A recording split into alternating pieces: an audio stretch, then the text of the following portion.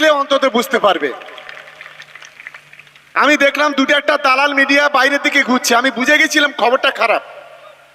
মানে মাঠটা যদি কোনো মতে দুটো চেয়ার খালি থাকতো, এই দালাল মিডিয়াগুলো ছবি তোলার জন্য থাকতো, কিন্তু দুটো একটা দালাল মিডিয়া চলে যাচ্ছে।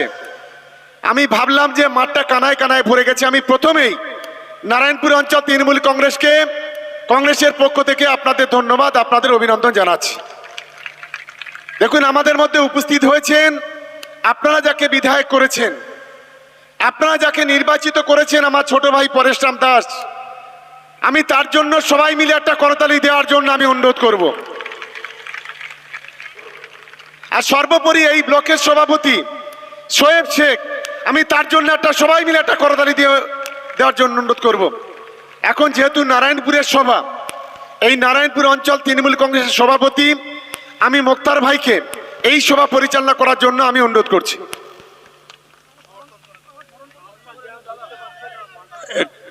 একটু বরণ করে নেব তো। আচ্ছা মাননীয়,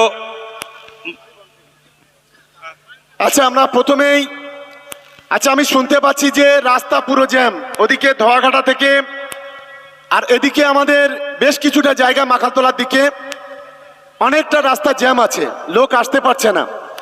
কিছু করার নেই, পুলিশ প্রশাসনের কর্মকর্তা যারা আছে আমরা তাদের কাছে অনুরোধ করব, আমাদের কর্মী সমর্থকরা যারা আজকের এই মিটিংয়ে উপস্থিত হওয়ার জন্য আসছেন তাদেরকে একটু, যারা আসতে পারে সেই ব্যবস্থা করার জন্য। মাইকটা একটু সাউন্ডটা বাড়াও তো, গলা কিন্তু মুশকিল হচ্ছে, সাউন্ডটা বাড়াও একটু দেখি।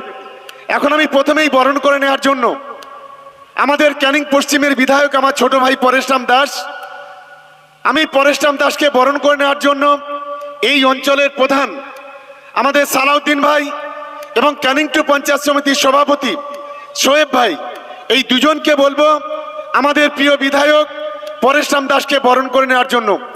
যখন বরণ করে নেবেন আমি গোটা মাঠ জুড়ে একটা করতালি চাই। এসো সব রেডি করো, তাড়াতাড়ি করো, সবাই মিলে একটা করতালি দিয়ে অভিনন্দন জানাবেন সবাই মিলে। আমি দেখছি আমাদের, আমি